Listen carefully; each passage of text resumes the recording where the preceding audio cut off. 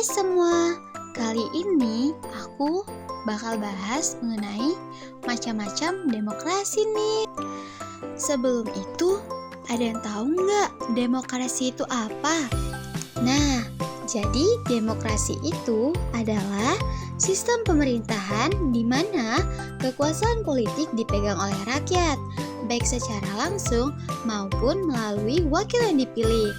Ada beberapa macam demokrasi yang diterapkan di berbagai negara, masing-masing dengan karakteristik dan mekanisme yang berbeda.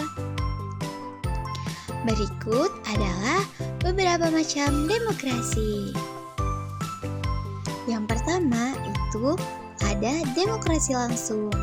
Demokrasi langsung itu apa sih? Demokrasi langsung adalah rakyat secara langsung terlibat dalam pengambilan keputusan politik tanpa perwakilan.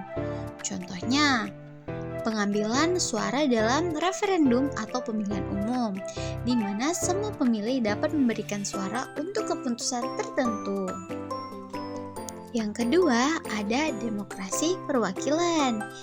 Nah, apa sih demokrasi perwakilan itu? Demokrasi perwakilan adalah rakyat memilih wakil-wakil untuk membuat keputusan dan mengatur pemerintahan atas nama mereka. Nah, contoh dari demokrasi perwakilan, pemilihan umum untuk memilih anggota legislatif, presiden, atau pejabat daerah. Nah, yang ketiga itu ada demokrasi parlementer. Apa sih demokrasi parlementer?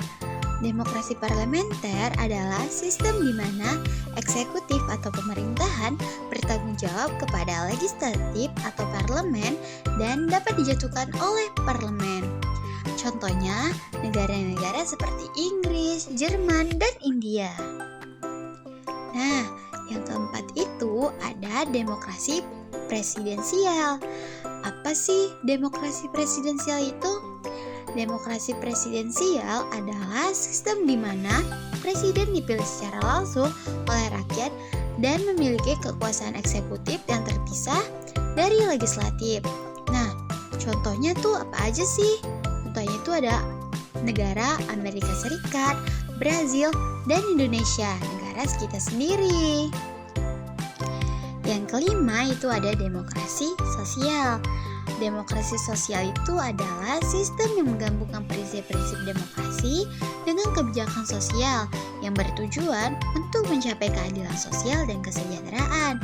Contohnya, negara-negara Skandinavia seperti Swedia dan Norwegia. Yang keenam, itu ada demokrasi liberal. Demokrasi liberal ini sistem yang menekan pada perlindungan hak asasi manusia, kebebasan individu, dan supremasi hukum. Contohnya di negara barat seperti Kanada, Australia, dan Jerman. Nah, yang ketujuh itu ada demokrasi partisipatif, di mana sistem yang mendorong partisipatif aktif masyarakat dalam proses pengambilan keputusan, bukan hanya melalui pemilihan umum. Nah, contohnya inisiatif masyarakat lokal, forum publik, dan konsultasi. Nah, yang terakhir, nomor 8 itu ada demokrasi elektronik.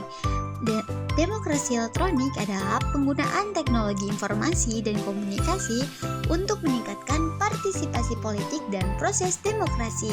Contohnya, pemungutan suara online, platform diskusi publik, dan aplikasi untuk pengaduan masyarakat. Nah, itu tadi adalah pengertian dan contoh dari macam-macam demokrasi. Nah, pastinya setiap demokrasi memiliki kelebihan dan kekurangannya kan? Mari kita bahas. Nah, yang pertama itu ada demokrasi langsung. Kelebihan dari demokrasi langsung ini adalah meningkatkan partisipasi masyarakat dan memberikan suara langsung kepada rakyat. Tapi kekurangannya sulit diterapkan dalam negara besar dengan populasi yang banyak dan bisa menyebabkan keputusan yang tidak selalu bijaksana. Kedua, demokrasi perwakilan. Kelebihan dari demokrasi ini memungkinkan pengelolaan yang lebih efisien dalam pemerintahan yang kompleks. Kekurangannya ada resiko wakil tidak mewakili kepentingan rakyat secara akurat dan bisa terjadi korupsi atau penyalahgunaan kekuasaan. Yang ketiga, ada demokrasi parlementer. Kelebihan dari demokrasi ini memungkinkan fleksibilitas dalam pemerintahan dan kolaborasi antar partai politik. Nah, kekurangannya dapat menyebabkan ketidakstabilan jika koalisi pemerintahan tidak solid. 4. Demokrasi presidensial. Kelebihannya memungkinkan pemisahan kekuasaan jelas antara eksekutif dan legislatif. Kekurangannya dapat menyebabkan konflik antara presiden dan legislatif, serta potensi untuk pemerintahan yang terjebak dalam kebuntuan. Nah, yang kelima itu ada demokrasi sosial. Kelebihannya menyediakan layanan sosial yang luas dan mengurangi ketimpangan ekonomi. Kekurangannya memerlukan pajak yang tinggi dan bisa menyebabkan ketergantungan pada negara. Nah, yang keenam itu ada demokrasi liberal. Kelebihannya menjamin kebebasan sipil dan hak politik bagi individu. Tapi kekurangannya dapat mengabaikan kepentingan kelompok minoritas. Nah, yang ketujuh itu ada demokrasi partisipatif. Kelebihan dari demokrasi ini meningkatkan keterlibatan masyarakat dan menciptakan keputusan yang lebih inklusif. Kekurangannya dapat memakan waktu dan sumber daya serta sulit untuk diorganisir secara efektif. Nah, yang terakhir itu ada demokrasi elektronik. Kelebihannya mempermudah akses informasi dan partisipasi masyarakat. Kekurangannya resiko keamanan cyber dan kesenjangan digital di antara masyarakat. Itulah tadi penjelasan macam-macam demokrasi, dari pengertiannya, contoh, serta kelebihan dan kekurangannya. Semoga materi kali ini bermanfaat bagi kalian semua. Terima kasih.